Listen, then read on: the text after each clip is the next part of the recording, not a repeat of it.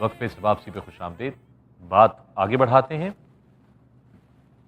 جب میں ایمبولینس پہ نکلی، جب آسمان کی طرف دیکھا تو بائی گاڈ میں نے اللہ کو ایسے دیکھ کے کہا کہ اللہ میاں تو میرے ساتھ ہے اور تو ہی مجھے بچانے والا ہے اور مجھے انشاءاللہ کچھ نہیں ہوگا.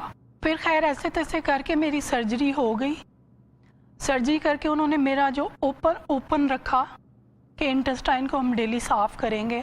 خیر یہ 22 کو میری برتھ ڈے ہوتی ہے تو 22 کو میں وینٹیلیٹر پہ چلی گئی. 3 مہینے میں وہاں آئی سی یو میں رہی ہوں.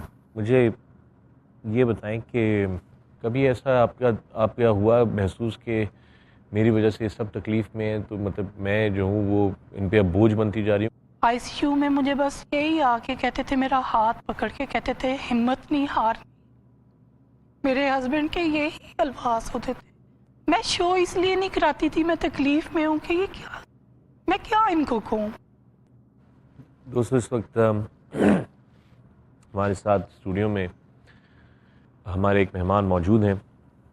آپ ایکسپرٹ ہیں میڈیسن میں اور بائیو ایتھکس میں، اور آپ کا ہم شکریہ ادا کرتے ہیں، ڈاکٹر عامر جعفری صاحب.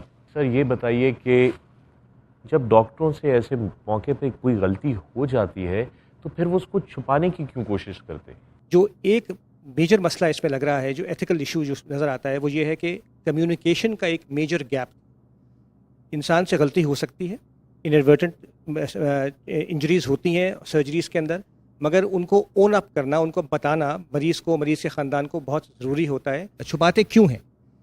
ہمارے جس سوسائٹی میں ہم لوگ رہتے ہیں، جو حالات میں ہم لوگ رہتے ہیں، خوف ہوتا ہے ڈاکٹر کو کہ اگر میں نے بتا دیا کہ مجھ سے کوئی غلطی ہو گئی ہے تو میری پٹائی ہوگی، میری گاڑی جلا دیں گے باہر اور پھر میری شامت آ جائے گی. نہ بتانے کی ایک وجہ تو یہ ہے. دوسری وجہ یہ کہ کیسے بتاؤں میں، یہ ٹریننگ میں ہمارے نہیں ہے شامل. ہم کو کبھی ایجوکیٹ نہیں کیا گیا اس چیز کے اندر، اور اب ہم لوگ نیکسٹ جنریشن کو ایجوکیٹ نہیں کر رہے ہیں، جس کی چیز کی بہت شدید ضرورت ہے. عائشہ، اگر وہ ڈاکٹر آپ کے سامنے آئے ابھی تو آپ ان سے کیا کہیں گی؟ ان کو کیا بولیں گے؟ کہتے ہیں کہ اللہ تعالیٰ کے بعد انسان کو زندگی دینے کا ہاتھ ایک ڈاکٹر کا ہوتا ہے، اور وہی ڈاکٹر آپ سے اگر آپ کی زندگی بار بار چھینے اور اتنی بڑی بڑی جو ہے کرے، کوتاہیاں بھی کرے، نیگلیجنس کرے، اس کے بعد کوئی کیا کہہ سکتا ہے کسی ڈاکٹر کو؟ میرا یقین لٹرلی میرا یقین اڑ گیا ڈاکٹر سے. میں اب کسی ڈاکٹر پہ مجھے نہیں لگتا میں کبھی ٹرسٹ کر سکوں گی. لیکن ساتھ ساتھ میں آپ خود بھی میڈیکل کی اسٹوڈنٹ ہیں. میں میڈیکل کی اسٹوڈنٹ اسی لیے بنی ہوں کہ میں لوگوں کو بتاؤں کہ تم لوگوں سے اچھی ڈاکٹر میں بن سکتی ہوں. میں اس طرح لوگوں کو ڈیل نہیں کروں گی جس طرح تم لوگوں نے لوگوں کو ڈیل کیا ہے.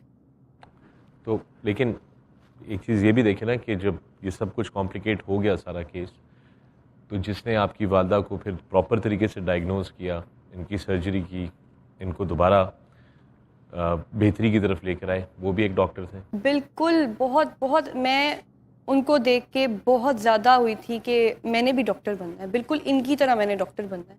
کبھی مجھے ان کو دیکھ کے یوں نہیں لگا کہ یار ڈاکٹر ایسے بھی ہوتے ہیں. سرجن میرے ملتے تھے آ کے، جب آخری ہوپ ان کو ملی کہ میں تھوڑی بہتر ہو رہی ہوں، پیار کرنا آ کے تو بچ گئی ہیں، تو بچ گئی ہیں، مطلب ایسے انہوں نے مجھے ڈیل کیا کہ جیسے نا ایک نیو بورن بچہ ہوتا ہے، اور وہ جیسے آپ سمجھتے ہوں گے کہ ایک نیو بورن بچہ جب پیرنٹس کے ہاتھ میں آتا ہے تو کیا وہ فیلنگ ہوتی ہے، تو ڈاکٹرز کی وہ فیلنگ تھی. اچھا فرزانہ صاحبہ، یہ بتائیے کہ آپ نے کوئی قانونی رد عمل کا فیصلہ کیا، کوئی قانون کے دروازے پہ دستک دی اپنے اس سلسلے میں؟ جی، چھوڑنا نہیں ہے میں نے. ناراض ہیں آپ؟ یہاں نہ پوری پڑھ سکی تو انشاءاللہ قیامت والے دن تو میں گلے سے پکڑوں گی ان کو. 15 سال سمجھے مجھے پیچھے ڈال دیے، میں نہیں بخشوں گی. فرزانہ سلیم صاحبہ، ہم آپ کی صحت کے لیے دعا کریں گے، اور یہ کہ آپ کی بیٹی جو ہے وہ ایک زبردست ڈاکٹر بنے اور یہ ایک مثال بنے دوسرے ڈاکٹرز کے لیے. آپ دونوں کا بہت بہت شکریہ. Thank you very much. Thank you. نظر ڈالتے ہیں کہ پاکستان میں میڈیکل میل پریکٹس کے کتنے کیسز کورٹس تک پہنچتے ہیں اور ان کو کیا کیا مسائل درپیش ہوتے ہیں. یہ کچھ فیکٹس ہمارے پاس یہاں پر موجود ہیں. 6 لاکھ سے اوپر کا کلیم جو ہے اس کے لیے آپ کو 15,000 کی فیس جمع کرانی پڑتی ہے. 2003 میں 52 میں سے 34 کیسز ایسے تھے جو کہ ڈسپلنری کمیٹی کے سامنے پہنچنے سے پہلے ہی ڈراپ ہو گئے. بریک کے بعد ہم آپ کو دکھائیں گے ایک بہت ہی زبردست لو سٹوری.